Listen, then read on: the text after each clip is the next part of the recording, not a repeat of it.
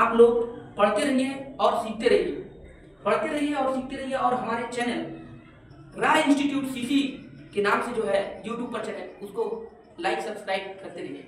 देखिए, सिर्फ शिक्षा फैलाना मेरा मकसद नहीं, सिर्फ शिक्षा फैलाना मेरा मकसद नहीं बाबू। कोशिश है कि ये सूरत बदलनी चाहिए, मेरे सीने में नहीं तो तेरे सीने में सही हो, कहीं भी आग जलनी चाहिए। हिंदी में जो है, हिंदी में आता है संधि। संधि को बोलते हैं इंग्लिश में जॉइंट। संधि को इंग्लिश में बोलते हैं जॉइंट। ये जो है संधि हर बार परीक्षा में आता है, ठीक है। अब इसको हम लोग पहले समझेंगे। हम लोग इसको याद नहीं करेंगे। हम लोग क्या करेंगे? याद नहीं करेंगे। हम लोग सीधा सीधा क्या करेंगे? समझेंगे। खाली समझने पर ऊपर ध्यान देना है। संधि का अर्थ होता है मेल। संधि का क्या अर्थ होता है? मेल। मेल माने जब दो चीज मिलेगा उसको क्या कहेंगे? संधि कहेंगे।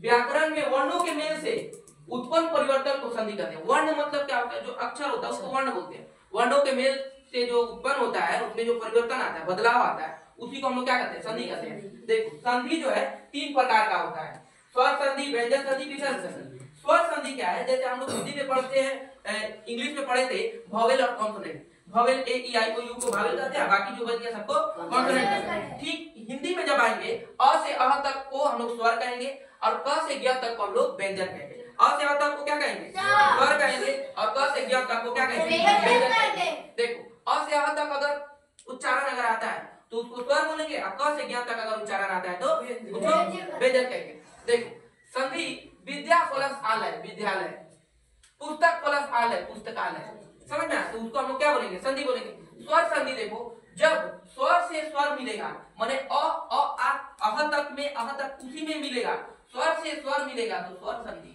स्वर से स्वर मिलेगा तो स्वर संधि, स्वर से स्वर मिलेगा तो स्वर संधि।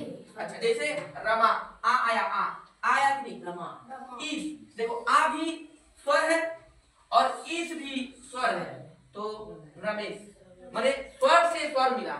विद्या प्लस अर्थी, आ आया वो भी स्वर है, अ ये भी स्वर है, स्वर से स्वर मिला।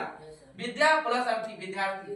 देव वो आया, ई इंद्र ई आया, देवेंद्र, समझ में? तो स्वर से स्वर मिलेगा तो स्वर संधि, स्वर से स्वर मिलेगा तो स्वर संधि। फिर आया व्यंजन संधि।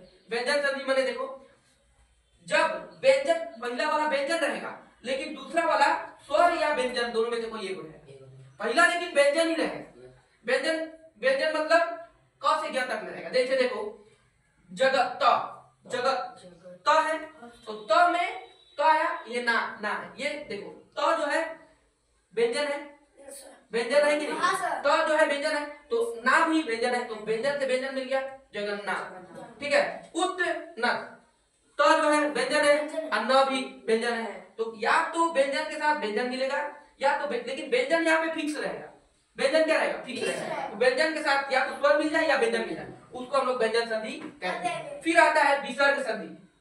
देखो, विसर्ग संधि क्या है? जब देखो, विसर्ग संधि माने नी नी नी ऐसा शब्द रहेगा और उसके साथ या तो स्वर मिले या व्यंजन मिले, उसको विसर्ग कहते हैं। विसर्ग, विसर्ग मतलब नी नी नी वाला ये शब्द अगर आएगा तो समझ जाना वो विसर्ग संधि है। देखो, जब विसर्ग के साथ स्वर या व्यंजन का मेल होता है तब उससे उत्पन्न बदलाव को विसर्ग संधि कहते हैं। जैसे नी आशा, नी राशा, आ है यानी ये व्यंजन, ये क्या है? स्वर है और ये विसर्ग है, ये तो विसर्ग है ही। अब इसमें स्वर के साथ मिल गया तो निराशा हो गया। नी उपाय, निरूपाय, समझ में? ओके।